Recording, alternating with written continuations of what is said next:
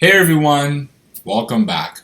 In this video, I'm going to be breaking down Genesis chapter 2, verse 7, which reads, "And the Lord God formed man of the dust of the ground, and breathed into his nostrils the breath of life, and man became a living soul." This is a very powerful text because this is really where human life began. So in this video, I'm going to be breaking down those three key phrases. The first phrase is, "And the Lord God formed man of the dust of the ground."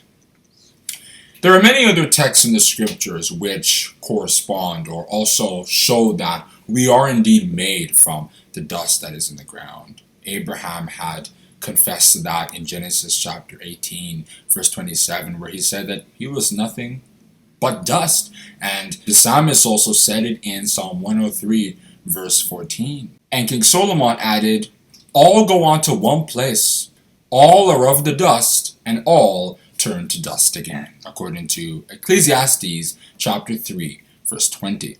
It's also worth noting that God Almighty also used dust to make lice in Exodus chapter 8, verses 16 and 17. So it isn't really particular to human beings. God can make anything out of anything because there's nothing he cannot do, according to Genesis chapter 18, verse 14. The second phrase, "and breathed into his nostrils the breath of life," is also very important. The breath of life in this case is not a tangible object that God inserts into every creature to make them to start living. It's more like the wind, especially if you read Ezekiel chapter 37 verse 9. God had told Ezekiel to prophesy to the wind so that it would breathe upon those lifeless souls and then they would become living. Based on that, there's no individual breath of life that is in every single person. That is, Mr. A has a different kind of breath of life from Mr. B. It's more like God put that breath of life into the environment, and then everybody in the world, both animals and human beings and all that, share from it, according to Acts chapter 17, verse 25. That was why Job said, "The Spirit of God hath made me, and the breath of the Almighty hath given me life." Read Job chapter 33, verse 4. Then the final phrase, "and man became a living soul."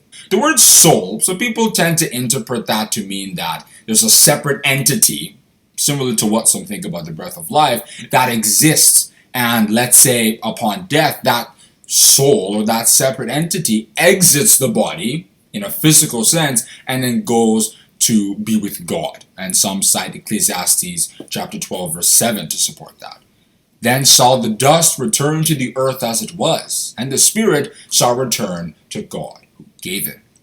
However, for the interpretation of the soul to be in line with other biblical texts, we have to see the soul as more of interchangeable with body or person. Because if you read texts like Genesis chapter 12 verse 5 and chapter 46 verse 15 and Ezekiel chapter 14 and verses 14 and 20, we see the soul used to refer to persons, bodies, human beings. So for example, the breath of life is what makes a dead soul to automatically become a living soul. And when the breath of life leaves a soul, that soul that was formerly living is now dead.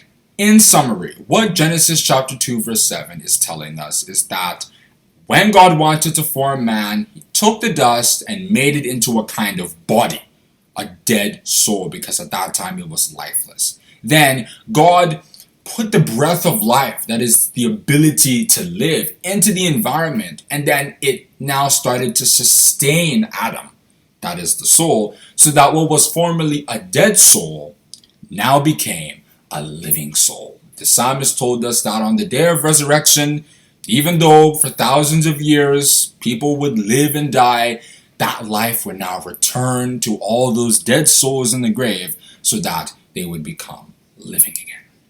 In Psalm 104 verses 29 and 30, the psalmist said, "Thou hidest thy face, they are troubled. Thou takest away their breath, they die and return to their dust. Thou sendest forth thy spirit, they are created, and thou renewest the face of the earth." And that is where I'm going to stop. I'm breaking down Genesis chapter 2, verse 7, which once again reads, "And the Lord God formed man of the dust of the ground, and breathed into his nostrils the breath of life, and man became a living soul."